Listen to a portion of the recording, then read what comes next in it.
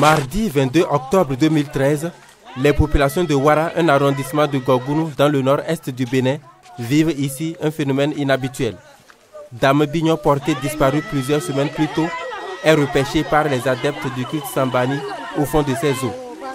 4 ans après, le souvenir d'une telle découverte reste vivace dans la mémoire des témoins. J'ai entendu parler depuis mon bas âge qu'il y a des phénomènes de ce genre qui se passaient, à savoir des gens qui disparaissent, qui sont détenus soit dans les forêts, soit dans l'eau, soit dans les grottes, soit même dans les trous de crabes, et qu'on les sortait. Ça me paraissait bizarre. Et c'est ainsi que, le 8 novembre, disons, je me suis rendu ici pour savoir comment les choses se sont passées. On m'a amené au niveau de ce barrage, que c'est ici qu'on l'a sorti.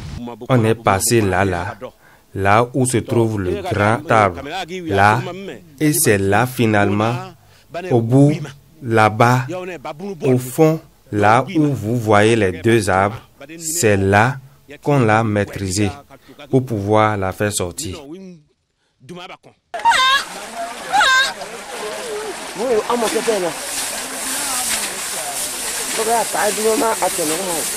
Après son séjour sous les eaux, Dame Bignon perd ses forces et même l'usage de la parole.